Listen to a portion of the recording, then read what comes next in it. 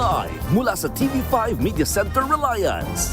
Kasama ang buong puwersa ng News 5. Ito ang 28th KBP Golden Dove Awards at 13th Makatao Awards Best TV Newscast.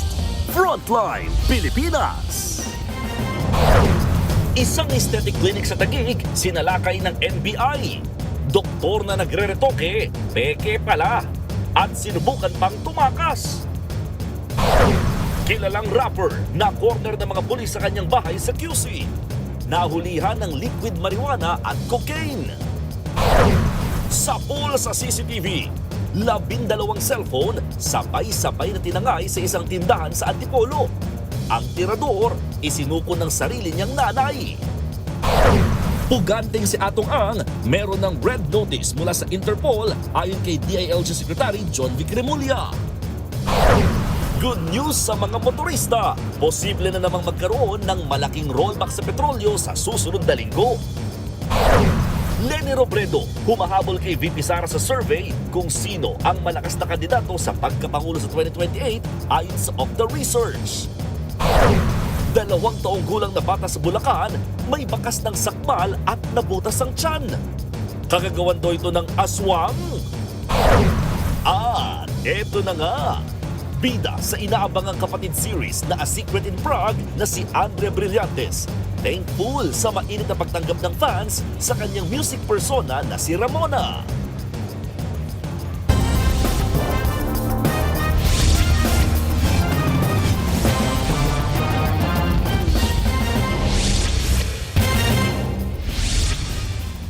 Sinalakay ng mga otoridad ang isang iligal na high-end aesthetic clinic sa Taguig City. 2 Vietnamese staff nito ang inaresto. 3 iba pa ang nakatakas kabilang ang peking doktor na nagre-retoke. Nasa frontline ng balitang yan si Gio Robles.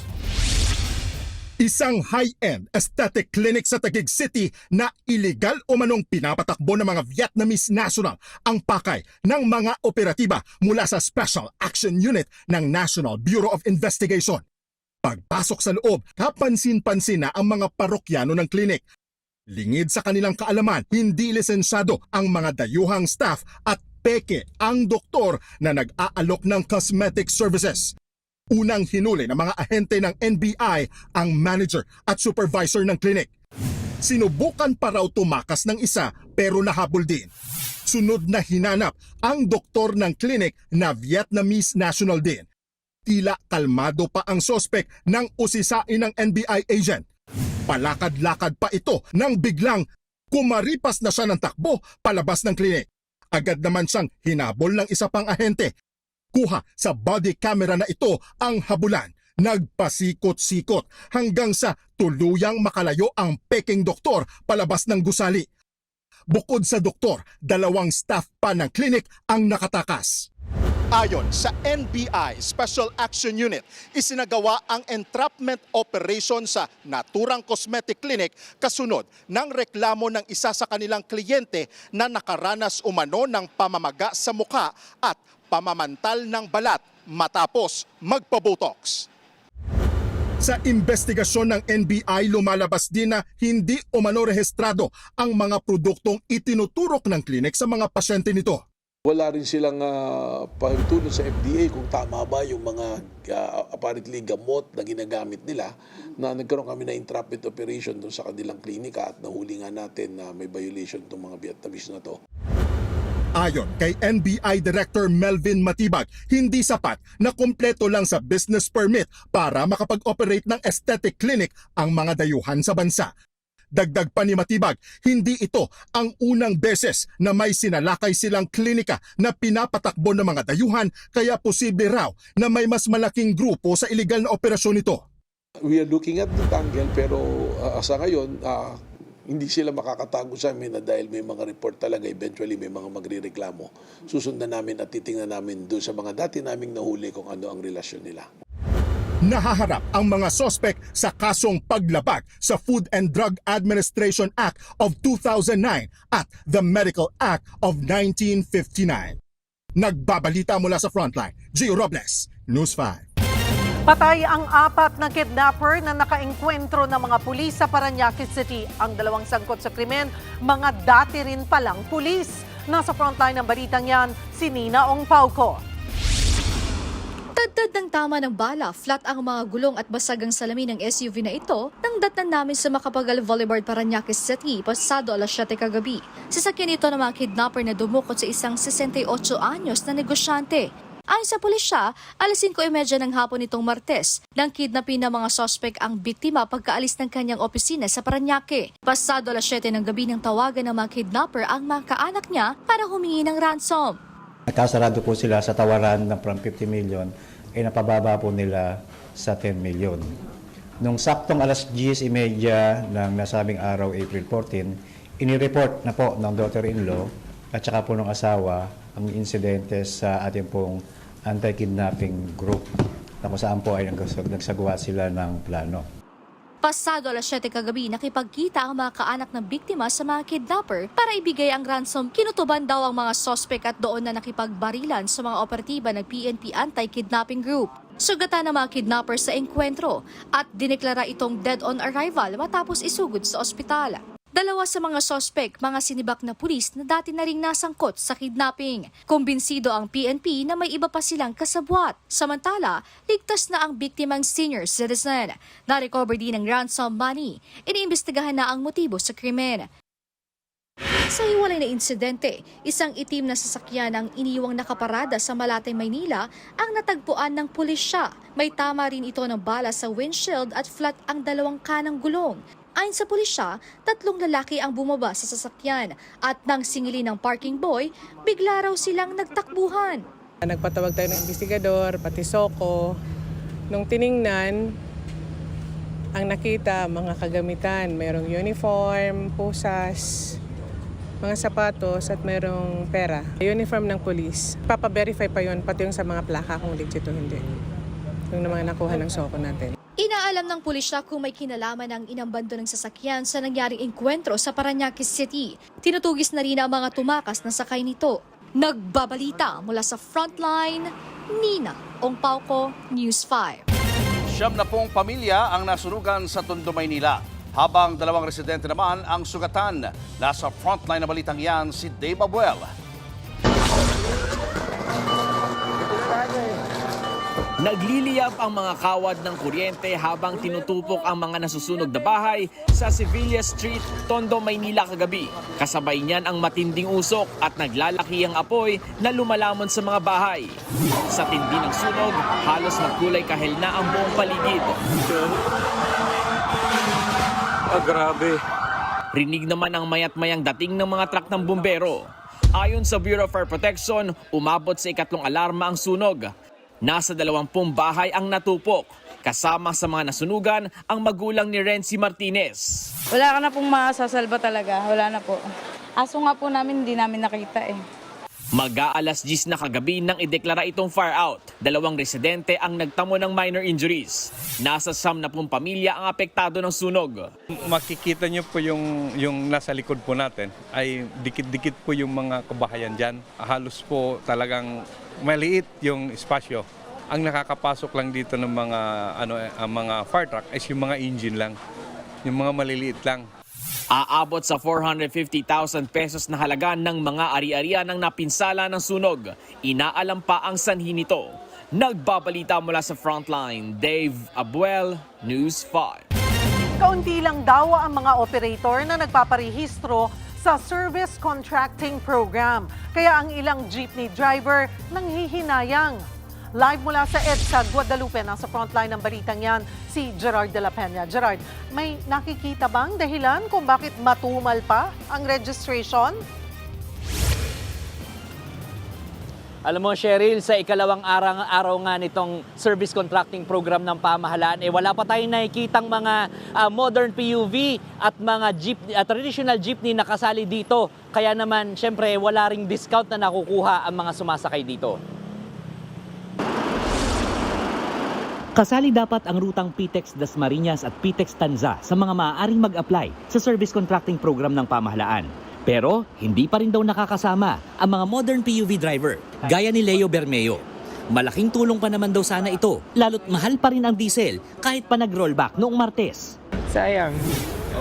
Kasi siyempre may mga pamilya kami. Hindi sumasapat yung kita namin. Hindi pa raw alam ni Leo kung nakapagpasa na ng application para sa service contracting program ang kanyang operator.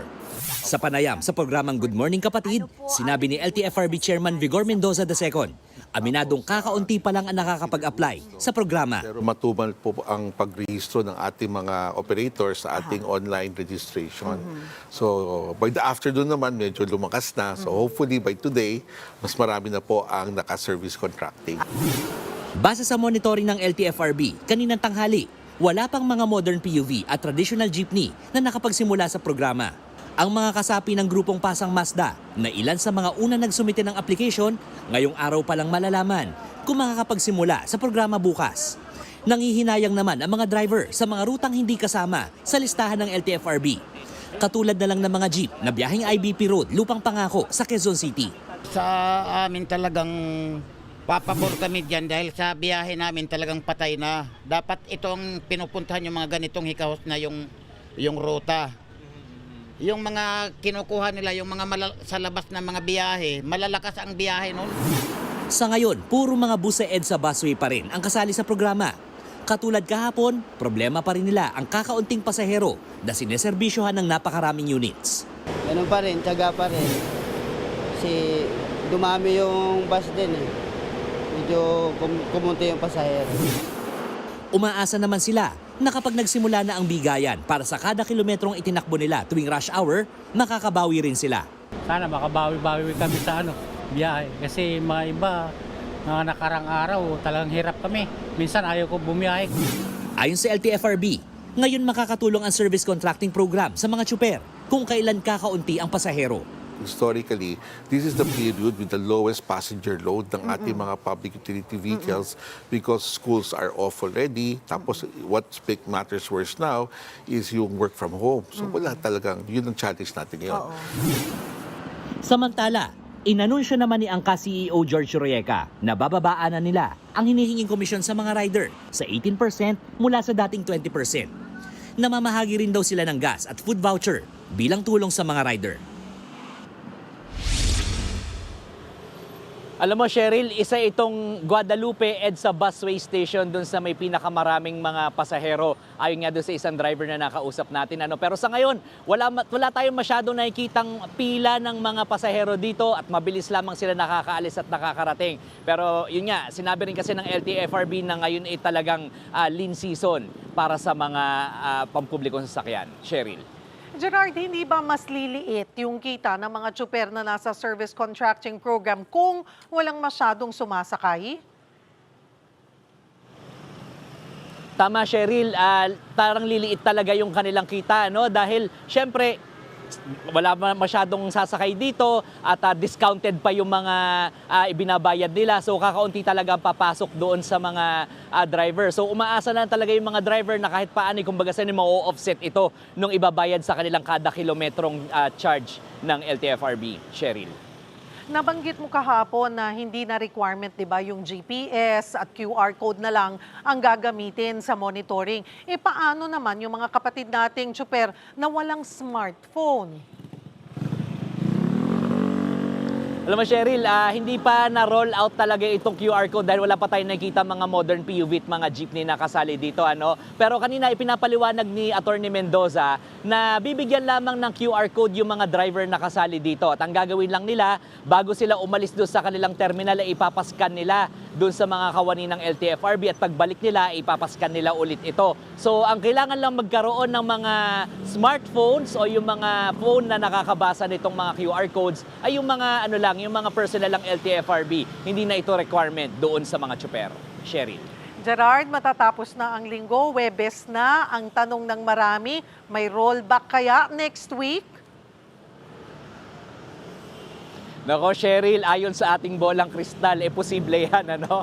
Dahil nakita natin yung benchmark na crude oil, crude futures, ano, na tinatawag, na isa doon sa pinagbabasehan ng mga presyo ng langis sa buong mundo, na sa global market. Nananatili itong mababa at around 91 or 92 dollars per barrel. Ano, mababa yan dahil dati umaabot ng 110 at 115 dollars per barrel yan. So may nakita tayong ilang estimates na first 3 trading days ng linggo ay umaabot ng about 16 pesos ang rollback sa kada litro ng diesel and about 3 pesos naman sa kada litro ng gasolina. Pero meron pang 2 trading days na iintayin. So magdasal tayo maigi para malaki-laki pa rin yung rollback natin sa susunod na linggo. Cheryl. Tukoy mo yung today na trading at saka yung bukas. So kung pareho pa rin manatili yan or mas bumaba pa, ibig sabihin posibleng mas malaki pa sa estimate na 16 pesos na rollback sa diesel ang aasahan next week. Tama, Cheryl, kung at least ma-maintain siguro itong nakikita nating prices ngayon, siguro the same or mas malaki pa yung rollback na aasahan natin. Cheryl. Maraming salamat, Gerard de la Peña. Nagkaaberya sa LRT-1 kaninang umaga. Pahirapan ang mga commuter lalo't sumabay pa ito sa transport strike. Live mula sa UN Avenue sa Maynila, nasa frontline ng balitang yan si Mon Gualvez. Mon, kumusta ang sitwasyon dyan? Julius, balik normal na ang operasyon ng LRT Line 1 pero alam mo, 4 na oras din inabot yung aberya sa ilang mga biyahe nito. Ang masaklap pa, yung sinabi mo, sumabay pa yan sa limitadong nasasakyan ngayon ng mga kapatid nating commuter kasabay din ng ikalawang araw ng transport strike ng Grupong Manibela. Yan, UN to EDSA, dalang biyahe. UN natin ito. Pasado alas 10 ng umaga kanina, pinababa ang mga pasahero ng LRT-1 sa UN Avenue Station. Pero kahit natigil biyahe, naabutan pa ng News 5 ang ilang pasahero na nagtangkang pumanik sa istasyon. Ang resulta, mas naipon uli ang mga commuter habang nag-aabang ng masasakyan. Sa mga larawan nga mula sa Philippine Star, kitang naembudo ang mga tao sa may Central Avenue Station. Dahil sa dami ng pasahero, siksikan din sa turnstiles ng istasyon. Ayon sa pamunuan ng Light Rail Manila Corporation, nagkaroon ng technical fault sa Vito Cruz Station kaya nilimitahan ng biyahe ng mga tren. Mula Dr. Santos hanggang Baclaran Station at Fernando Po Jr. hanggang Central Terminal Station at vice versa lamang ang bumiyahe kanina. Ang masaklap, tiyempo pa yan sa ikalawang araw ng transport strike ng Grupong Manibela. Kaya kapansin-pansin na limitado lamang ang mga bumabiyaheng jeep. Sa nagtahan, hinikayat pa nga ng grupo ang mga motoristang bumusina kasabay ng kanilang panawagang rollback sa presyo ng petrolyo. Nakikita namin na talagang hinuhulaan lang yung pagtapyas o pag-rollback ng presyo ng petrolyo. Huwag na po kayong mahiya, isagad nyo na po yung pag-rollback. Alam naman natin kung magkano talaga ang presyuhan. Parang awa nyo na, ibalik nyo na sa dati. Hiling din ng grupo, suspindihin muna ang VAT at excise tax sa diesel at gasolina. Bukod sa usaping langis, isiniwalat ni Manibela Chairman Marvel Buena na marami sanang jeepney driver ang gustong sumama sa protesta. Pero binantaan umano sila ng LTFRB. May pananakot po na i-revoke yung kanilang mga prangkisa, tatanggalan ng mga benepisyo kung ano man ito. Nang tanungin ng News 5 yan, mariin itong itinanggi ni LTFRB Chairman Vigor Mendoza. Pero bukod sa pananakot umano, ikinasasama pa raw ng loob ng Manibela na may mga mayor sa Metro Manila na pinagsasalitaan pa ng hindi maganda ang kanilang mga miyembro dahil sa pagsali sa strike. Hindi po dahil namigay kayo ng 5,000, minumura nyo na po yung mga kawawang driver. Wala siyang pinangalanan, pero naging emosyonal siya. Parang pamamalimos na nga yung ginagawa ninyo sa amin . Tinatanggap na lang namin kasi ang hirap na ng buhay . Kasunod dito, dumating naman ang mga kinatawan ng Commission on Human Rights sa lugar. Paiimbestigahan daw nila ang mga aligasyon ng Manibela. Julius, eksakto 2:13 ng hapon, naging green and go o naging operational na itong 25 stations ng LRT Line 1. Pero sa kabila niyan, marami-rami pa rin yung mga commuters na mga nag-aabang na mga masasakyan na jeepney o bus dito sa area. Mga ilan-ilan lamang kasi din ang mga napapansin natin ng mga bumabiyahing jeep sa mga oras na ito kumpara sa mga ordinaryong araw na talagang halos punuan ang mga jeepney na bumabaybay dito sa area. At the same time, or sa kabila nito, tuloy pa rin daw ang pangatlo at huling araw ng transport strike ng Manibela hanggang bukas. Julius. Maraming salamat, Mon Gualvez. Arestado ang isang lalaki sa Antipolo, Rizal na nanloob sa isang tindahan at nagnakaw ng 12 cellphone. Pero hindi raw tama yan, sabi mismo ng nanay ng suspect. Kaya isinuko niya sa mga otoridad ang kanyang anak. Nasa frontline ng balitang yan, si Gary De Leon. Makikita sa kuha ng CCTV na ito sa Barangay Inarawan, Antipolo, Rizal ang isang lalaking may dalang kahoy habang naglalakad sa iskinita.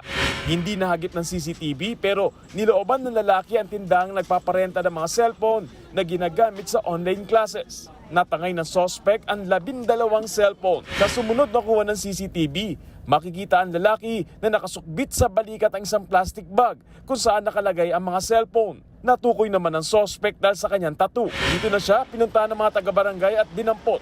Pagpunta namin doon, yung nanay sabi niya sa akin, dumating daw yung anak niya natutulog.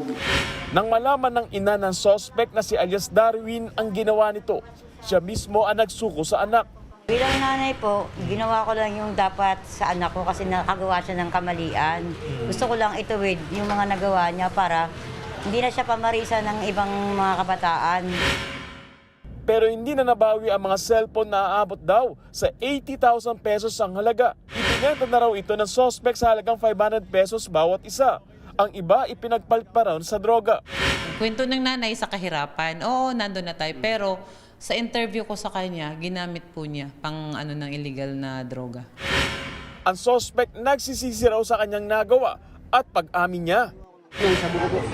Ginamit niya? Oo, pinagsabi ko. Pinagsabi na po ah. Mali po yung ginawa niya sa akin. Pinagawa niya yun para makamangari ito. Sinampanan ng kasong robbery ang suspect. Nagbabalita mula sa frontline. Gary De Leon, News 5. Arestado ang isang lalaki sa Quezon City na nasa pool sa video na nagnakaw ng motorsiklo. Nagawa lang daw niya ang krimen para may pambayad sa utang. Nasa frontline ng balitang yan si Carol De Asa. Kalaboso ang isang lalaki na nahuli sa aktong nagnanakaw ng motor sa Cubao, Quezon City. Noong linggo, nasa pool sa CCTV kung paano tinangay ng sospek ang motor na pagmamay-ari ng isang gwardya. Nagro-ronda raw noon ang CQ nang makita niyang tinatangay na ng sospek ang nakaparada niyang motor sa tapat ng palengke sa Cubao, Quezon City. Din paglingon niya, yung motor niya is may tao nang gumagamit at nakatakbo na ng almost 5 meters. So from that point, hinabol niya at humingi siya ng tulong sa mga bystander. Inataon din mayroon tayong SBY na pulis doon sa palengke kasi regular na beat area ng pulis natin yun eh. Doon, nagka-commotion, tinulungan ng pulis natin, hinuli. Na-recover sa sospek ang ninakaw na motor at isang baril na kalibre 38 na kargado ng isang bala. Ang modus ng suspect na to is paikot-ikot talaga siya sa buong QC. Ang tinitingnan niya yung mga nakapark na motor na may naiwang susi na nakakabit pa rin sa susian ng motor. Ayon sa sospek, nagawa niyang magnakaw para may pambayad sa utang. Bago natimbog, isang motor na rin ang napitik ng sospek. Sa halagang 6,000 piso raw niya ito na ibenta. Ginawa ko ba yun? Ginawa ko. Bakit? Wala akong pambayad ng upang nga po. Ng bahay. Paano? Ako po yung nako. Ako kumuha nun. Bakit? Binenta ko po sa Montalbento. Napag-alaman naman na dating naharap ang sospek sa kasong paglabag sa Republic Act 9262, Violence Against Women and Children. Sa ngayon, naharap din siya sa kasong paglabag sa New Anti-Carnapping Law Act at RA 10591 o Comprehensive Firearms and Ammunition Regulation Act. Nagbabalita mula sa Frontline, Carol De Asa, News 5. Sinong may sakit? Yan ang tanong ni Pangulong Bongbong Marcos. Sa kabila ng mga kumakalat na impormasyong mayroon siyang malubhang sakit, hindi nagpatinag ang Pangulo at nagpakitang gilas ulit. Nasa frontline ng balitang yan, si Maricel Halili. Nag-flex ulit ng kanyang lakas si Pangulong Bongbong Marcos sa pagdalo nito sa paglulunsad ng biyayang bigas sa Maynila kanina. Binuhat ng Pangulo ang 10 kilo ng bigas. Sa kanya ito ginawang parang barbell.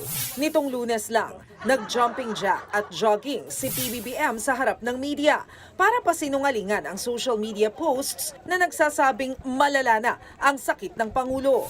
Sa event kanina, tig 10 kilo ng bigas ang ipinamahagi para sa working class ng syudad, gaya ng security guard at sales lady. 6 na beses daw itong ipamamahagi sa isang taon. Itong programa na ito ay aming ginawa dahil ay talagang tinutugunan natin ang lalong-lalo na lahat ng mga kababayan nating nangangailangan ng lahat ng mga iba't ibang bagay. Ngunit ang nangunguna dyan ay yung pagkain. At sa pagkain, tayo mga Pilipino ay pag pinag-usapan ng pagkain, kailangan bigas. Nasa 80,000 middle-class workers ang makatatanggap nito sa Maynila. Sabi ng Pangulo, naglabas na sila ng 15 billion pesos na Local Government Support Fund para magawa ito sa buong bansa. Ang lokal na pamahalaan ang mangunguna sa pamamahagi nito dahil mas kabisado raw nila kung sino ang may kailangang middle-income earners sa kanilang lugar. Alam naman natin, pag tumaas ang presyo ng langis, sabay-sabay, lalong-lalo na ang pagkain. Kaya yun ang ibinabantayan namin na mabuti. Na kahit papano, na yung hindi ganong kabigat ang magiging epekto sa taong bayan. Yun ang aming binabantayan. Kasi wala tayong magagawa doon sa presyo ng langis. Ngunit sa presyo ng pagkain, yun, meron tayong magagawa. Itinaon ang programa ngayong wala pa ring katiyakan kung kailan tuluyang kakalma ang presyo ng petrolyo. Nagbabalita mula sa Frontline, Maricel Halili, News 5. Umahabol kay Vice President Sara Duterte si Naga City Mayor Leni Robredo sa 2028 Presidential Survey ng Octa Research. Sa programang StoryCon ng One News, sinabi ni Octa Research President Ranjit Rai na lumiit na ang agwat ng dalawa.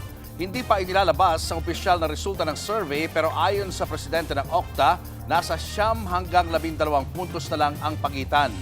Pangalawa na raw ngayon si Robredo na dati ay pangatlo lang. Sa susunod na linggo, nakatakdang ilabas ang nasabing survey. The factors that could have influenced it could have been the impeachment, could be the consolidating of the vote of VP Leni, the movement supporting her. Pinasa sa uli ng Commission on Audit ang milyong-milyong pisong confidential funds ng Office of the Vice President. Hindi raw kasi nito naipaliwanag kung tama ba ang paggamit sa naturang pondo. Tingin ng ilang kongresista, mabigat yang ebidensya para ipa-impeach ang bise. Nasa frontline ng balitang yan, si Marian Enriquez. 73.287 million pesos na confidential funds. Ganyan kalaki ang pinasasauli ng Commission on Audit o COA sa Office of the Vice President sa inilabas na Notice of Disallowance. Mula yan sa 125 million pesos na confi funds ni Vice President Sara Duterte na ginastos noong December 2022. Mabigat at napakahalaga ng desisyong ito ng COA and Bank. Hindi na pwedeng idahilan ng OVP na pending pa sa COA kung tama ba o hindi ang paggamit nila ng confidential funds noong 2022. Ibig sabihin, sarado na ang usaping ito. Pero pwede pa itong dalhin ng kampo ni VP Sara sa Korte Suprema. Sa 22 pahinang desisyon ng Anbank, bigo raw ang opisina ni VP Sara na isumite ang mga kailangang justification o clarification para sa kanilang confidential expenses. Wala raw na ipakita ang OVP na patunay na naging matagumpay ang kanilang confidential operations. Kung hihimayin, lumalabas na 69.7 million pesos ang ginamit ng bise para sa payment of rewards na hinati-hati sa cash, various goods at medicines. Nauna nang umapila ang kampo ng bise na mayroon namang general statement sa kanilang accomplishment report na nagsasabing 100% na naipatupad ang mga aktibidad ng walang untoward security-related incident. Pero nanindigan ang COA na hindi ito sapat. Hindi kasi nilahad ng kampo ng bise ang mga detalye o breakdown ng confidential expenses at salaysay ng tagumpay na information gathering o surveillance activities. Wala rin daw anumang bahid na para ito sa national security, kaya hindi maituturing na confidential in nature. Kaya pati ang mga biniling mesa, upuan, desktop computers at printers na nagkakahalaga ng 3.5 million pesos dinis-allow din ng COA. Wala kasing official receipts o sales invoice na isinumite ang OVP, kundi pawang acknowledgement receipts lamang. Bukod kay VP Sara, pinangalanan din ng COA na responsable sa Notice of Disallowance sina Special Disbursing Officer Gina Acosta at Chief Accountant Julieta Villa del Rey. Ayon naman kay House Committee on Public Accounts Chairman at Bicol Saro Party List Representative Terry Ridon, I think as far as the House is concerned, it will basically rise to a level of an impeachable offense, no? Particularly betrayal of public trust. No? naniniwala rin si House Committee on Good Government and Public Accountability Chairperson Joel Chua na kahit pa hindi isama ang testimonya ng dati umanong aide at bagman ni VP Sara na si Ramil Madriaga, tatayo pa rin daw ang impeachment complaints laban sa bise.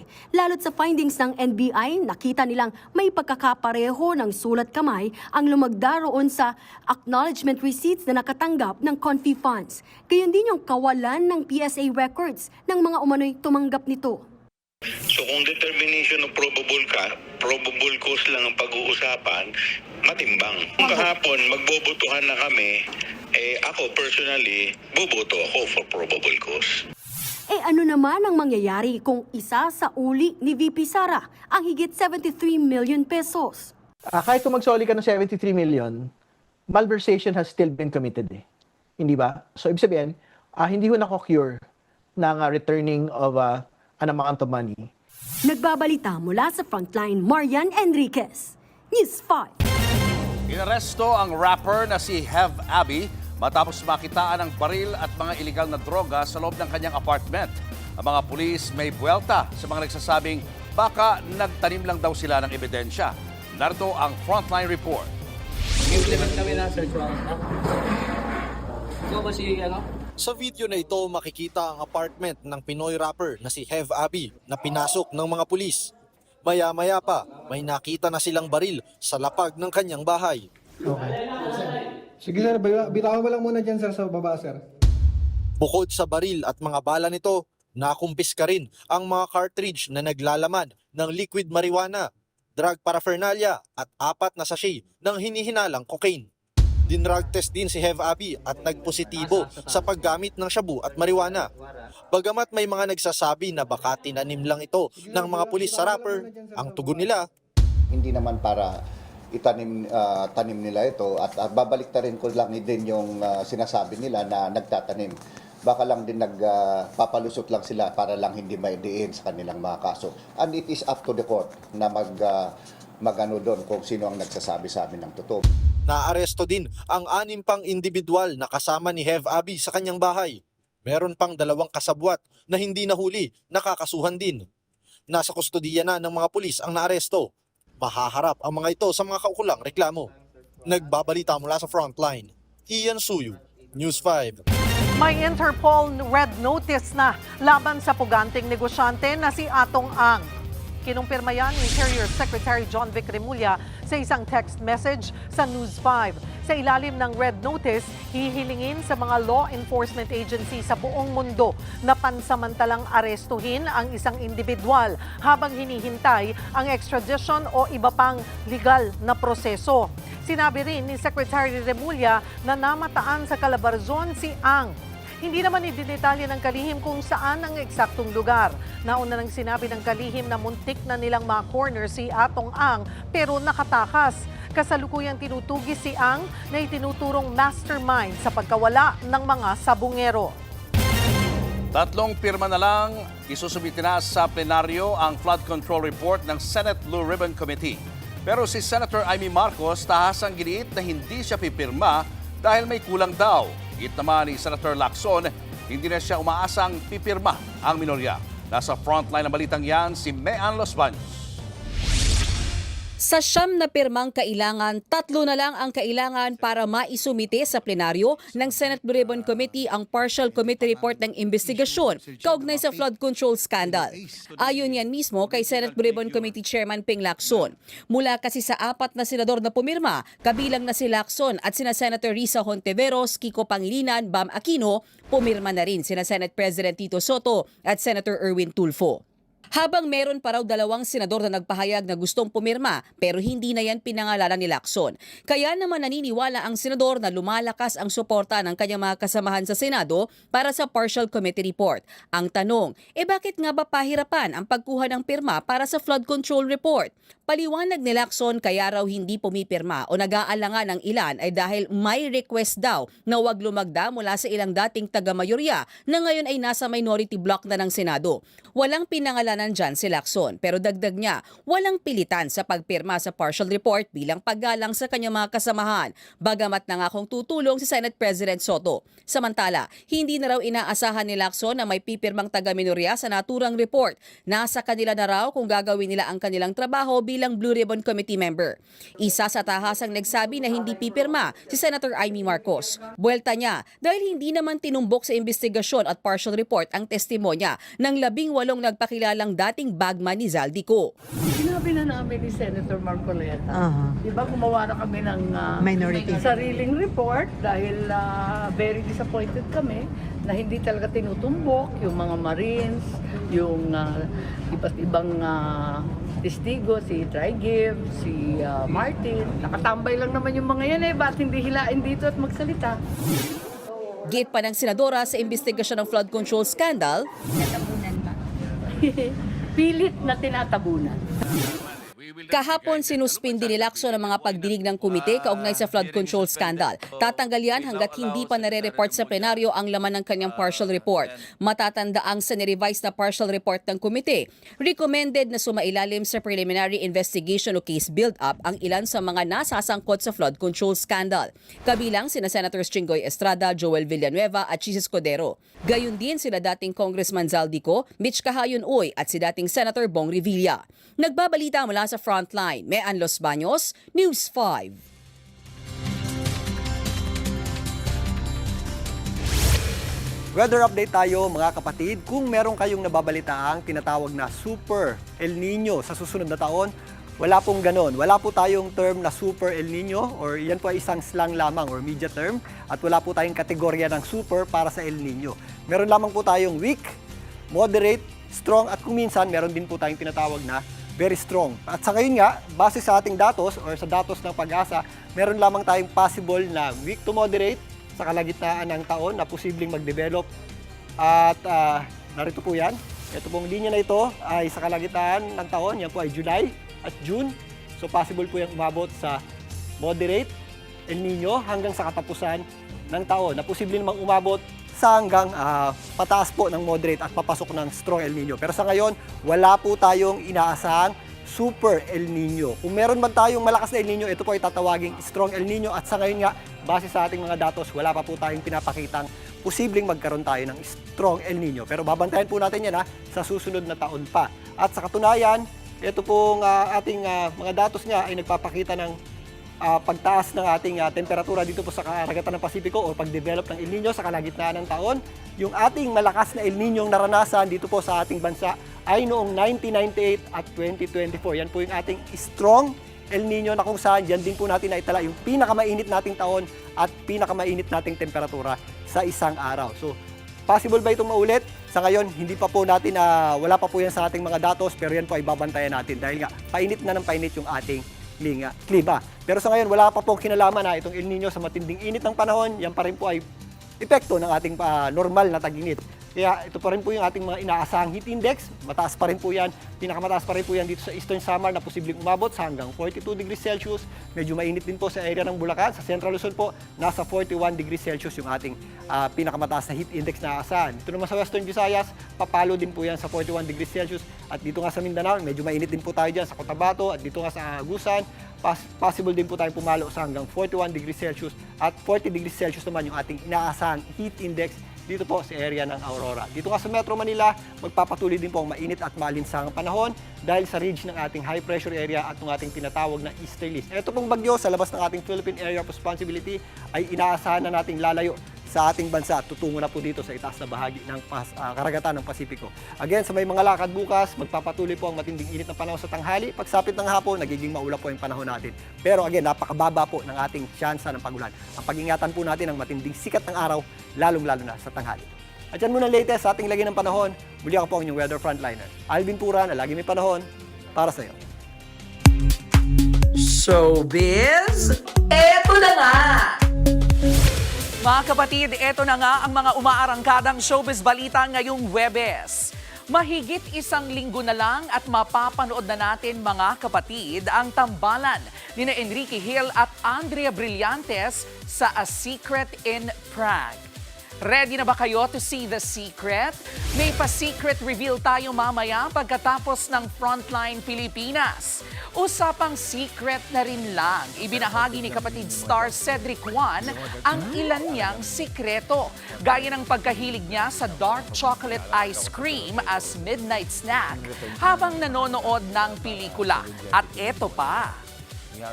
I was a varsity player nung elementary to high school and I tried in college ako. Chess player ako ever. Abangan po natin si Cedric bilang si Agent Xianong sa A Secret in Prague. Pero eto, ilang kapatid natin ang maswerteng nakapanood na ng ilang episode ng inaabangang kapatid serye sa ginanap na special screening kanina sa Taguig City. Mark your calendars, mga kapatid. Mabubunyag na ang mga sikreto simula April 27 sa A Secret in Prague. Eto pa nga, thankful ang A Secret in Prague star na si Andrea Brillantes sa suporta at pagtanggap ng fans sa kanyang music persona na si Ramona. Relate match nga ang marami sa tema ng unang single niyang Gaga. Nasa frontline ng balitang yan, si News 5 Entertainment Correspondent Von Belinardo. Ang debut ng music persona ni Andrea Brillantes bilang Ramona, thumbs up sa fans. Maraming natuwa sa music video ng kanta niyang Gaga. Big deal ito para kay Ramona, lalo't siyang nagsulat, kumanta, at nag-isip ng music video concept nito. Nung sinusulat ko to, courtroom na talaga yun nasa utak ko, dati pa. Lahat ng napanood nyo, concept ko yun. Parang nakabuo na ako ng storyboard sa utak ko. Kung ganun, thank you talaga. Kasi lagi ko sinasabi, mas importante for me kung meron akong 5 listeners, pero grabe yung impact ng song for them, na talagang nakikinig sila at nagre-resonate yung song sa kanila. Importante raw para kay Ramona na ipakilala ang kanyang music persona, na para bang diary niya ang kantang Gaga at dito niya ibinahagi ang kanyang mga hugot sa buhay. At alam nyo bang inspired pala ng rock band na Queen ang kanta? Nagawa ko yung song na to, nasa taping ako, tapos nakikinig ako sa Radio Gaga ng Queen. Ito yung parang pinakasagot ko kasi kung titignan nyo naman, never talaga ako sumagot sa kahit na anong issue. Ito na yung pinaka-way ko nun. Nawala pa rin naman akong, I think, pinaka-ina-address. Kundi tinanggap ko na lang, sige. Oo na, ako na masama. Tulad nung nasa lyrics. Excited na raw si Ramona sa mga susunod pang kabanata ng kanyang music career na siguradong bolder, fiercer, and stronger. Nagbabalita mula sa Frontline, Von Belinario, News 5. Susunod, driver, muntikan ng madisgrasya nang biglang patuhin umano ng bakal ang kanyang sasakyan.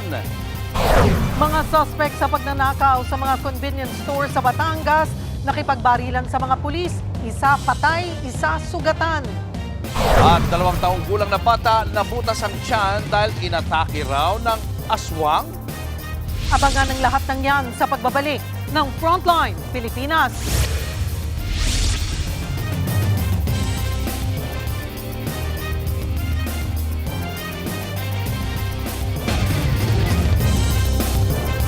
Mga kapatid, Julius Babaw po, nasa Middle East o saan mang dako ka ng mundo, manatiling may alam at may pakialam sa mga mainit na balita dito sa ating bansa. Simulan po natin ang bawat araw sa tuloy-tuloy na balitaan sa Frontline. Mag-follow at mag-subscribe sa social media pages ng News 5. Muntik nang madisgrasya ang isang driver habang nagmamaneo sa kabaan ng NLEX sa Pampanga. Hinala ng driver, binato ng bakal ng ilang kabataan ang kanyang sasakyan. Nasa frontline ng balitang yan si Ian Suyu.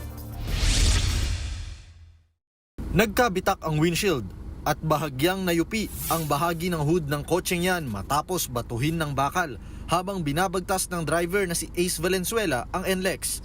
Kwento ng biktima sa News 5, pauwi na raw siya galing sa isang event sa Clark. Una na raw niyang napansin ang grupo ng kalalakihan na nasa gilid ng ginagawang tulay. At habang binabagtas niya ang NLEX southbound sa bahagi ng San Simon, Pampanga, bigla na lang may kumalabog sa kanyang sasakyan. Hindi ko siya nakita na actual na binato sa akin, but yun yung tingin ko.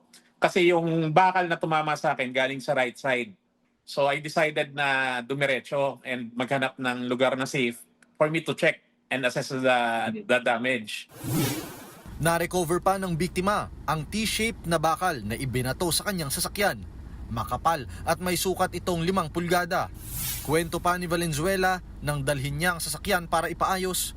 Nung kinuwento ko doon sa staff ng Z-BART yung insidente ko na nasabi ko na nabato ako sa NLEX, he mentioned to me na since last week pang-4 ka na nagpunta sa amin, na nabasagan. Dahil dyan, nakipagpulong na sa may-ari ng sasakyan ang pamunuan ng expressway. Gumawa na sila ng incident report at kinuha ang testimonya ng biktima. Giit nila, hindi na bago ang ganitong klaseng insidente na kadalasan ay nangyayari tuwing gabi. O siguro nga po parang hindi sila din ma-identify kaagad. Sa investigation natin lumalabas yun yan, minsan yung mga nagkakatuwaan lang yung mga bata, mga Nakikipagtulungan na rin sila sa PNP Region 3 para matukoy ang mga sangkot sa insidente. Kasabay niyan, paiigtingin raw nila ang pagpapatrolya tuwing gabi para hindi na ito maulit. Nagbabalita mula sa Frontline, Ian Suyu, News 5. Na-corner ng mga pulis ang 2 kawatang ng hold-up sa 2 convenience store sa San Juan, Batangas. Nanlaban ang mga suspect kaya isa sa kanila ang patay. Nasa frontline ng balitang yan, si Gary De Leon. Patay ang suspect na ito sa enkwentro sa mga pulis ng abutan sa San Antonio, Quezon. Tinamaan naman sa balikat ng kanyang kasabwat. Suspect ang 2 kawatan sa panloloob sa 2 branch ng convenience store sa San Juan, Batangas kagabi. 174,000 pesos ang kabuang natangay nila ayon sa Batangas Police. Naabutan nila mga suspect sa Quezon, sakay ng motorsiklo. And then instead na nag-comply sila, pagka-flag down ay nakipagpalitan sila ng putok ng bala ng baril.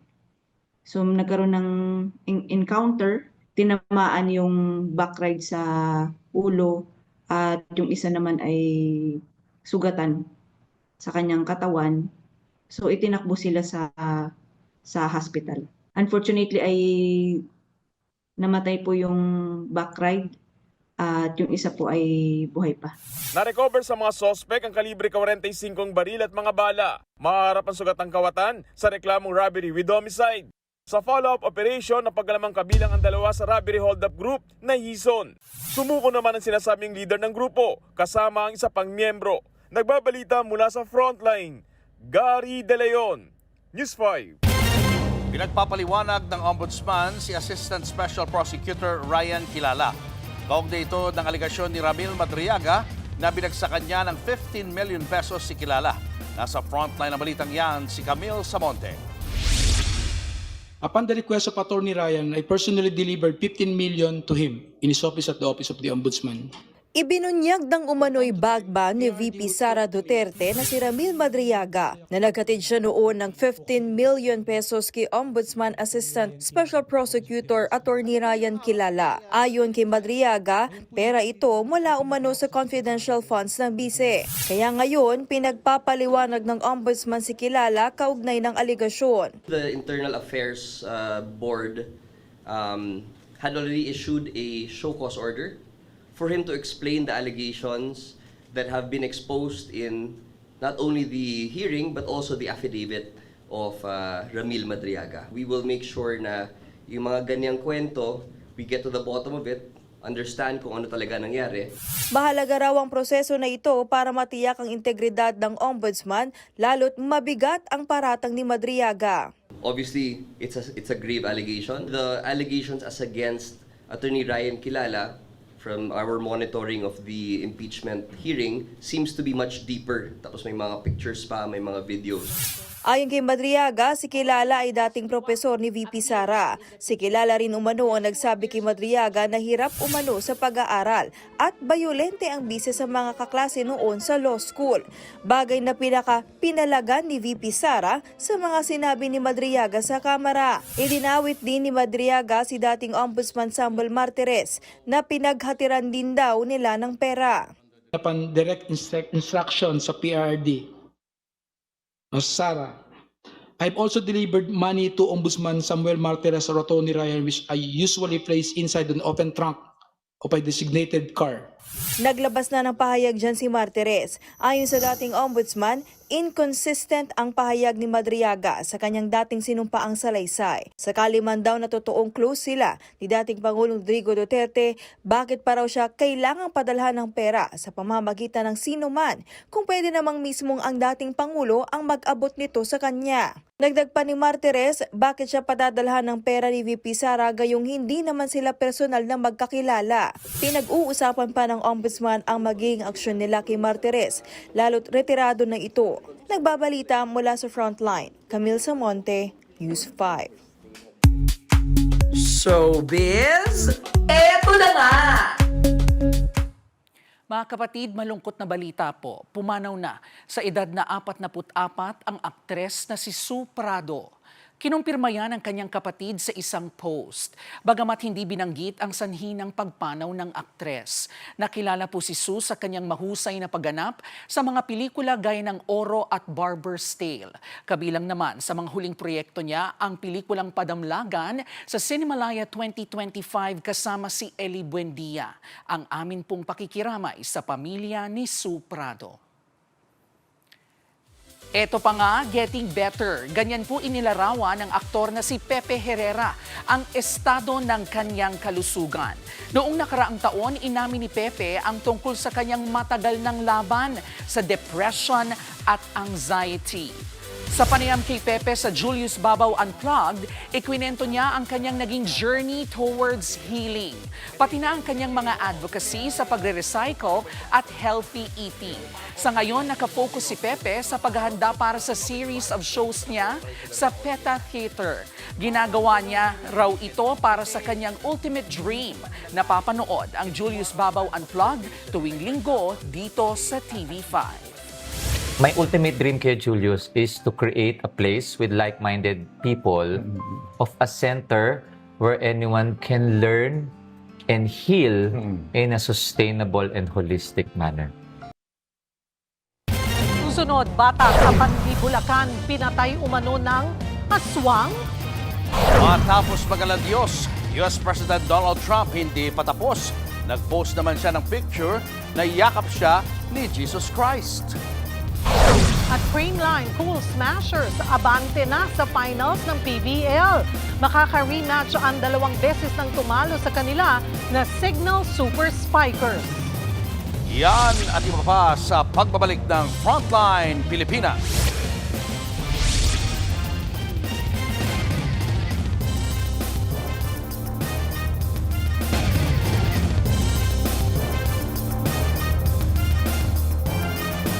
Mga kapatid, Julius Babaw po. Nasa Middle East o sa amang dako ka ng mundo, manatiling may alam at may pakialam sa mga mainit na balita dito sa ating bansa. Simulan po natin ang bawat araw sa tuloy-tuloy na balitaan sa Frontline. Mag-follow at mag-subscribe sa social media pages ng News 5. Patay na nang matagpuan sa kanyang higaan ang 2 taong gulang na bata sa Pandi, Bulacan. Hinala ng kanyang lola, inaswang ang bata. Nasa frontline ng balitang yan, si Mobile Journal, Alexis Ebwe. Laking gulat ng isang lola sa Pandibulacan nang mapansin na hindi na magising ang kanyang 2 taong gulang na apo sa pagkakatulog. Nang tignan, nagkalat ang dugo sa kanilang higaan at meron itong malalim na sugat sa tiyan at kamay. Sabi ko sa asawa ko, pailawin mo ng ilaw kasi nagpatay kami ng ilaw. Kapag bukas ng ilaw, nakita namin may dugo. Sabi ko, bakit may sugat? Wala namang talagang may sugat yun. Hindi namin alam. Yung gamit ng bata, may dugo rin. May malalim na sugat ito sa tiyan at sa kanyang mga kamay. Labis ang pagtataka ng kanyang lola dahil wala raw siyang naramdaman noong gabing iyon. Kahit yakap-yakap niya raw ang bata, ni wala din daw siyang galos. Pero ang bata, hugis kuko raw ng tao at pangil ang bakat na naiwan sa katawan. May buhay pa nang dalhin nila ang bata sa ospital at doon na lang din nalaman na may malalim itong butas sa tiyan. Pagtingin namin, pag taas ng damit, nakita namin na ang may lumalabas sa tiyan niya. Yung parang dito ka. Ano pong sinabi ng doktor? Ano pong kinamatay? Wala namang siya. Ang sabi lang ng doktor, pala ng hayop. Alagang pusa lang naman daw ang hayop sa kanilang bahay. Pero itinanggi niyang kayang gawin yon ng pusa.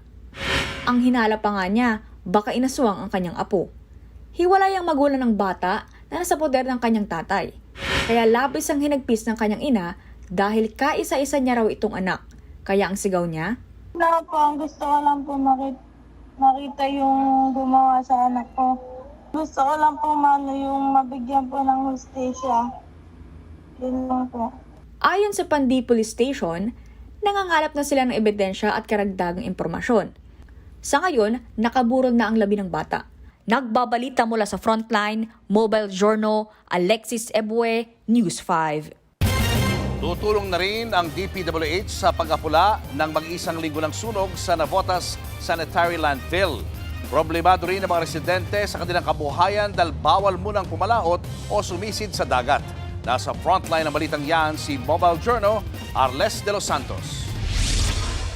Higit 300 individual ang lumikas sa Obando National High School sa Bulacan. Malapit ang kanilang mga bahay sa mag-iisang linggo nang nasusunog na Navotas City Sanitary Landfill. Kabilang sa lumikas ang 57 taong gulang na si Imelda. Dati-rati, kumikita siya ng 200 piso mula sa pagsisid ng talaba sa palibot ng Manila Bay. Pero ngayon, walang-wala talagang kita. Inabisuhan na kasi sila ng lokal na pamahalaan ng Obando na iwasan muna ang pagsisid. Bukod kasi sa posibleng kontaminadong tubig na nakapalibot sa nasusunog na landfill, may panganib din na gumuho ang mga basura at matabunan sila. Si Lorena naman, sinubukang tiisin ang nakasusulasok na usok mula sa landfill pero napasuko na rin dahil sa kanyang asma. Pagdating po ng gabi, halos pakiramdam ko po sa sarili ko, di na po ako nakakahinga. Sobrang hirap na po talaga akong huminga. Nihingal na po talaga ako. Talagang umiiyak na po talaga ako. Pati ang kabuhayan ng kanyang asawa, apektado na. Mahina po, wala po kasing mahuli ngayon at di nga po masyado ding makapag-umang-umang kasi nga po, hindi po hindi po makita yung daan. Sa sobrang pamumuti po ng usok.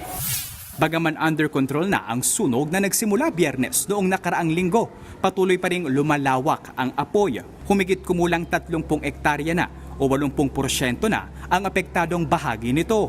Kaya naman nanghingi na ang Navotas City LGU ng tulong sa Department of Public Works and Highways para tuluyan ng maapula ito. Magpapadala naman daw ng heavy equipment ang ahensya. So mga dump truck, mga bulldozer, kailangan yan ipapadala natin ng mabilis tsaka marami. Ang challenge lang natin ngayon, walang daan na papunta dito sa ngayon. So lahat kailangan by barge. Toxic itong fumes na to. No? So hindi natin pwede talaga itong patagalin. May ginagawa ng kalye para makadaan ng heavy equipment pero posibleng sa weekend pa ito matatapos. Magbibigay tulong na rin daw ang mga nasa pribadong sektor para mapabilis ang pag-apula ng sunog. 2025 nang itigil ng Philippine Ecology Systems Corporation ang operasyon ng landfill pero hindi natuloy ang nakatakda sanang safe closure nito dahil nag-withdraw ang kumpanya sa isinumito nitong safe closure and abandonment. Ipinatawag na ng Environmental Management Bureau ng DENR ang PhilEco na posibleng maharap sa patong-patong na kaso. So actually wala na pong nag-maintain po dito, yun nga yung reklamo natin since last year na inabandon po nila. Hindi mga nagsabi sa amin, kami pang nagsumbong sa DNR. So nakita natin yung epekto nitong nangyari po. Kailangan talagang may managot. Sa ngayon, mahigpit na minomonitor ang Air Quality Index sa lugar. Patuloy naman ang paalala sa publiko, lalo na ang mga sensitibong sektor na magsuot ng face mask kung lalabas ng bahay. Nagbabalita mula sa Frontline, Mobile Journal Arles de los Santos, News 5. Nakuha na ng Creamline Coast Smashers ang natitirang spot sa finals ng PVL All-Filipino Conference. Nilaglag nila ang Farm Fresh Foxy sa do-or-die match. 4 na sets ang kinailangan ng Creamline para manalo. Itinanghal na player of the game si Pangs Panaga with 13 points at maghihintay na sa Creamline ang Signal HD Spikers na una nang nag-qualify sa finals. Nanalo ang Signal sa dalawa nilang nakaraang face-off ng Creamline at inaabangan ng fans kung magtutuloy-tuloy yan sa finals o babawi ba ang Creamline. Undefeated sa 13 laro ang De La Salle Ladies Spikers sa UAAP Season 88 Women's Volleyball Tournament. Pinakahuli nilang pinataob ang UE Lady Warriors. Natapos ang laro sa loob lang ng 3 set. Naka 12 points ang team captain na si Shevana Lapot para sa Ladies Spikers. Isang laro na lang ang natitira sa elimination round at kung mananalo ulit ang Lasal ay pasok na agad sila sa finals. Kung ang Lasal wala pang talo, kabaliktara naman ang UE na wala pang panalo. Na-extend pa ang losing streak ng Lady Warriors sa 27 games. Susunod, record label ng inarestong rapper na si Have Abby may sagot sa mga binabatong akusasyon laban sa kanilang artist. Mga taniman ng mais sa apektado ng tagtuyot, libo-libong magsasaka nalugi na. At isang estudyante, literal na Hakot Award na sa mahigit 60 medalya. Tutok lang mga kapatid, magbabalik pa ang Frontline Pilipinas.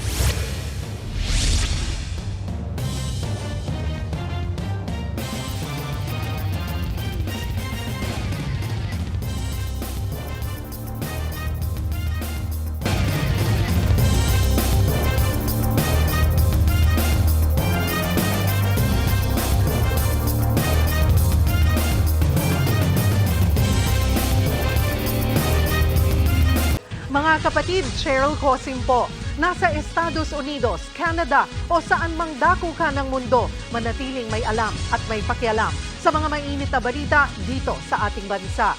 Simulan natin ang bawat araw sa tuloy-tuloy na balitaan sa Frontline. Mag-follow at mag-subscribe sa social media pages ng News 5.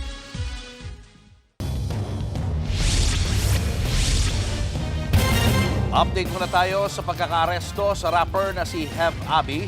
Itinanggi ng kanyang record label ang mga aligasyon laban sa kanya. Sa isang statement, tinawag ng label na misunderstanding lang ang nangyari. Nakikipag-ugnayan raw ang kanilang legal counsel sa mga otoridad. Nagpasalamat din sila sa mga supporter ng rapper. Inaresto si Have Abby matapos umunong makitaan ng baril at mga iligal na droga ang loob ng kanyang apartment nitong Martes. Arestado ang isang lalaki sa pagbebenta ng hindi rehistradong baril sa Dinalupihan, Bataan. Hindi na nakapalag ang 52 anyos na lalaki nang magkaabutan na ng baril, magasin at mga bala. Wala siyang kamalay-malay na mga pulis na pala ang kanyang katransaksyon. Nagkasanang buy-bust operation ng mga pulis matapos makatanggap ng impormasyon na ibebenta ng truck driver ang caliber 9mm na baril. Mahaharap siya sa kasong illegal possession of firearms and ammunition. Aabot sa higit 3 bilyong piso ang halaga ng pinsala sa mga tanim na mais sa Isabela. Epekto raw yan ng matinding init ng panahon. Narito ang Frontline Report. Tuyot na ang mga halaman at walang mga bunga. hindi na rin ito mapakikinabangan. Anihanasan na ngayon ng mais pero walang maani ang mga magsasaka. Yan ang sitwasyon ngayon sa Isabela na pangunahing producer ng mais sa bansa. Dahil tag-init ngayon, tuyo ang mga lupa at ilang buwan na ring hindi inuulan ang lugar. Ayon kay Isabela Provincial Agriculturist Sergio Galamgam, mula sa higit 121,000 na ektarya ng taniman ng mais, higit 41,000 na ektarya ang naapektuhan ng tagtuyot. May katumbas yan na 3.6 billion pesos na halaga ng mga napinsalang mais at higit 35,000 na mga naluging magsasaka. Isa na riyan si Bansyong Balilla na taga Ilagan City. Ipinakain na nga lang niya sa baka ang mga pananim niyang hindi namunga. Dahil sa tag-init, nalulugi kaming magsasaka kasi inuod namin ng mais. Hindi kailangan maulanan. Bagamat may mga water pump para madiligan ang kanyang mga pananim, sakit naman sa ulo ang mahal na presyo ng krudo na kinakailangan para sa mga ito. Kaya ang pamahalaan ng Isabela humingi na ng tulong sa national government. Talaga pinamamadali ng ating mahal na governor paano matulungan itong mga farmer na tagtuyot. Kaya yung mga masters namin nito, farmers affected, na ibigay na sa DSWD. Kapag magtuloy-tuloy ang tagtuyot, posibleng maapektuhan ang supply ng mais sa bansa. Una nang nagdeklara ng state of calamity ang Isabela noong March 10. Magpapatupad ang DTI ng 60 araw na price freeze sa ilang pangunahing bilihin sa lalawigan. Nagbabalita mula sa Frontline, Margie Bentulan, News 5. Gumawa ulit ng kasaysayan si Denver Nuggets superstar Nikola Jokic sa NBA. Itinanghal kasi si Joker bilang may pinakamataas na average sa lahat ng players pagdating sa parehong rebounding at assists ngayong season. Siya pa lang ang nakakagawa niyan sa buong NBA history. Naka-average si Jokic ng 12 rebounds at 10 assists per game. Pangatlo rin si Nikola sa MVP race ngayong season. At yan muna ang latest sa Frontline ng Sports. Ako po si Denise Tan. Susunod, lalaki sa Gensan arestado matapos saksakin ang katrabaho niya habang nagiinuman sila. Matapos ma-bash online, US President Donald Trump nag-post na naman ngayon ng AI-generated photo kung saan yakap naman siya ni Jesus. At Jody Santa Maria nag-ala sex bomb para sa kanyang upcoming movie na Midnight Girls. Utok lang mga kapatid, magbabalik pa ang Frontline Pilipinas.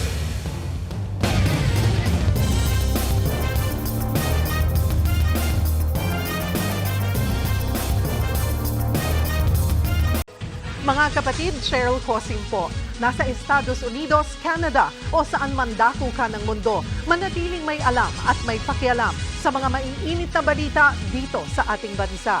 Simulan natin ang bawat araw sa tuloy-tuloy na balitaan sa Frontline. Mag-follow at mag-subscribe sa social media pages ng News 5. Arestado ang isang lalaki sa General Santos City na sinaksak ang kanyang katrabaho sa inuman. Nagawa niya raw ito bilang ganti para sa kaibigan niyang binugbog ng biktima. Ania sa Frontline sa balita, si Bril Montalvo ng News 5 Mindanao. Naistorbo sa kanyang pagkakatulog ang lalaking ito sa General Santos City. Nagising na lang ang lalaki na inaaresto na siya ng mga pulis. Suspect siya sa pananaksak sa kanyang katrabaho. Kinilala siyang si Roy Duat, 34 years old at trabahador sa isang rice mill. Ayon sa mga pulis, nakikipag-inuman ang suspect sa biktima at iba pa nilang katrabaho sa loob ng compound ng rice mill. Nang bigla na lang itong kumuha ng kutsilyo at sinaksak ang biktima. Ang dahilan, gumanti lang daw ang suspect para sa kaibigan niyang binugbog ng biktima. Mayroong previous incident ng pambubugbog nung biktima doon sa kasamahan o kaibigan ng suspect. At meron ding parang nahambugan sila doon sa biktima. Nagtamo ng sugat sa likod ang biktima. Agad siyang dinala sa ospital at nasa maayos ng kondisyon. Na-recover din ang kutsilyong ginamit sa krimen. Nakakulong na ang suspect na mahaharap sa reklamong frustrated murder. Nagbabalita mula sa Frontline, Bril Montalvo, News 5, Mindanao.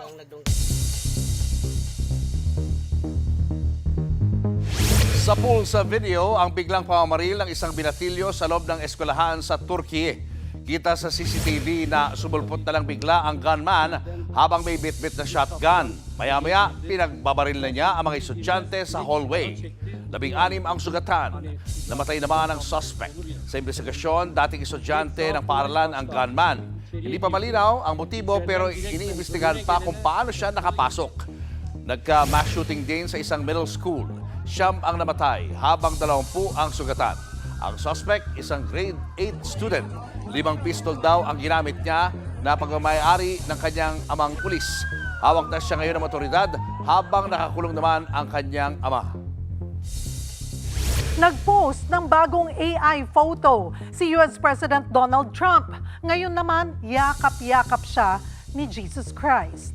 Ibinahagi niya ang picture sa kanyang Truth Social. Sa caption, sinabi niyang hindi ito magugustuhan ng mga radikal na anyay lunatics. Pero tinawag niyang nice ang AI photo. Pinost yan ni Trump 2 araw lang matapos niyang i-delete ang isa ring AI photo kung saan parang siya mismo si Jesus Christ. Unang sinabi ni Trump na doktor ang meaning niyan, kasunod ng pambabash na natanggap niya. Nito ring mga nagkaraang araw, pinutakte ng Administrasyong Trump si Pope Leo XIV na pumupuna sa Iran war. Showbiz, eto na nga! Mga kapatid, eto na nga, Year of New Roles para sa aktres na si Jody Santa Maria, ang kanyang 2026. Kung excited siya sa kanyang first reality show na Kumusta, na-challenge naman daw si Jody sa role niya sa Midnight Girls. Nasa frontline ng balitang yan, si News 5 Entertainment Correspondent Von Bilinari. Stomach in, chest out, commanding, kending. Sa pambihirang pagkakataon, na-challenge ng malala ang aktres na si Jody Santa Maria sa isang role. Isa siyang role na hindi ko inakala na mangyayari pa sa life ko. Parang feeling ko kasi after being in the business for so long, na nagawa mo na lahat, pero hindi pa pala, marami pa palang pwedeng i-explore. Jody, in her Japayuki era, ang mapapanood sa Midnight Girls na kabilang sa official selection ng Far East Film Festival. Bukod dyan, nag-dance training din si Jody under sex bomb Mama Joy Cancio. Mapapanood din sa pelikula sina Loisa Andalio, Jane Oineza, Sanya Lopez at Miss Carmi Martin. Ito yung movie, kung gusto mong matawa, kung naghahanap ka ng isang sisterhood na pelikula, ito rin to. Mapapanood na ang Midnight Girls this May 13 sa mga sinihan nationwide. I love Gangnam Style. Mga Korean food stores. At eto pa, exploratory year nga talaga ni Jody ang 2026 dahil very soon, mapapanood din siya sa TV5 reality show na Kumusta. We've done a reality series before, so I was given the chance na gumawa ng isang proyekto na tulad nun. Bigati ng cast with Korean opas na sina Ji Chang-wook at So In-guk. Kasama rin sina RC Munoz, Janela Salvador, Francine Diaz at Chef JP Anglo. Pero hindi sila ang bida dyan ha, kundi ang mga masasarap na lutuing Pinoy. Serving soon na ang pop-up bar na Kumusta sa Seoul, South Korea. Nagbabalita mula sa frontline. Von Belinario, News 5.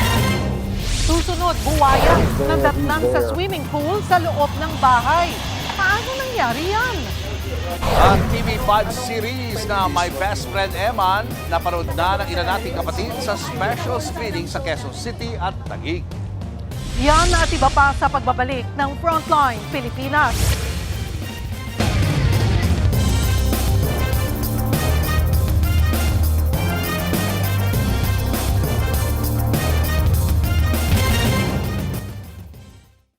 Mga kapatid, Julius Babaw po, nasa Middle East o saan mang dako ka ng mundo, manatiling may alam at may pakialam sa mga mainit na balita dito sa ating bansa.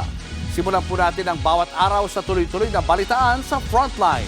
mag-follow at mag-subscribe sa social media pages ng News 5.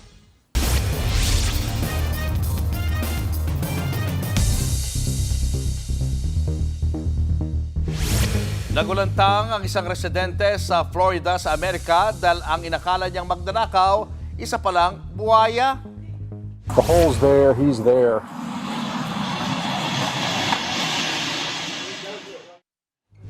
Nadatna, nagigit siyam na talampakang buhaya sa may swimming pool ng bahay.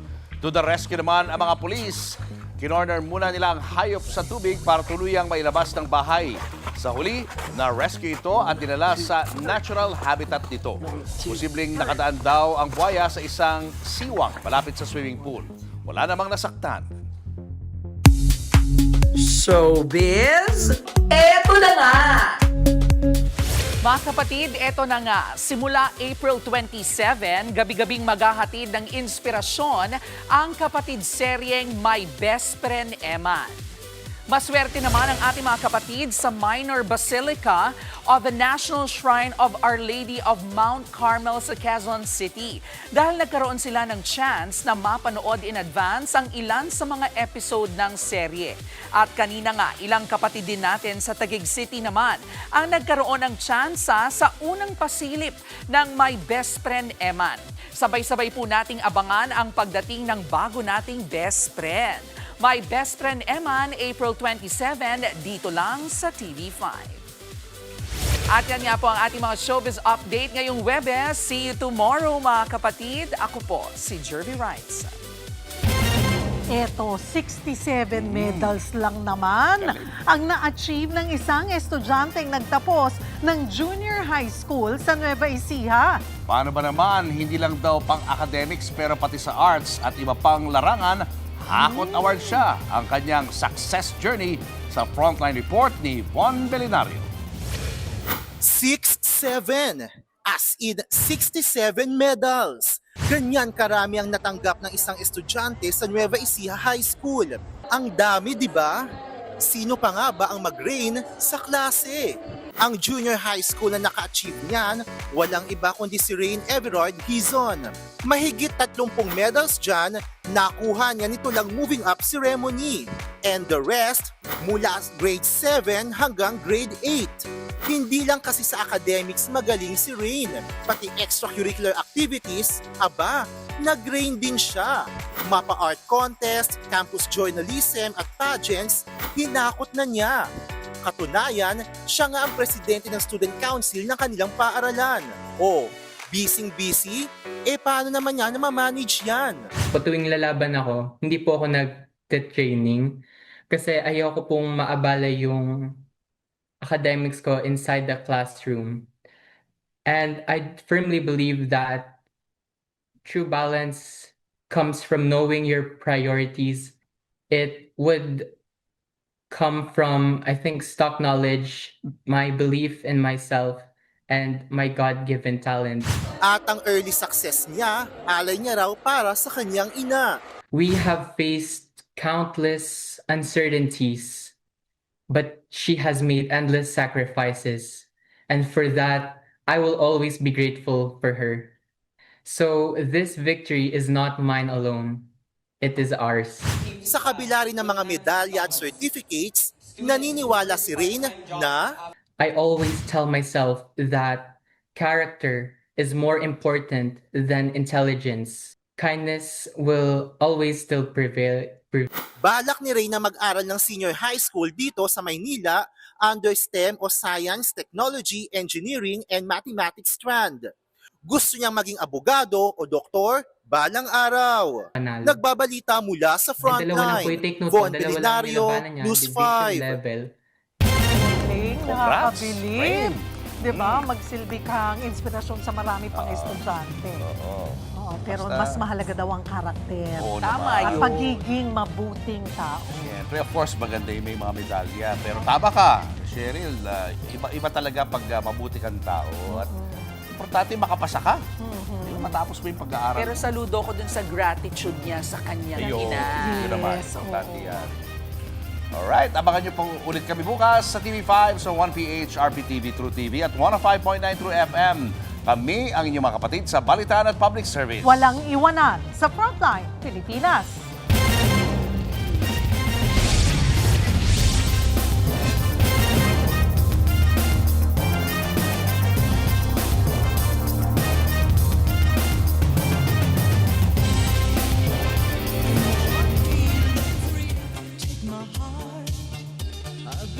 Mga kapatid, Cheryl Cosim po. Nasa Estados Unidos, Canada o saan mang dako ka ng mundo, manatiling may alam at may pakialam sa mga mainit na balita dito sa ating bansa. Simulan natin ang bawat araw sa tuloy-tuloy na balitaan sa Frontline. Mag-follow at mag-subscribe sa social media pages ng News 5.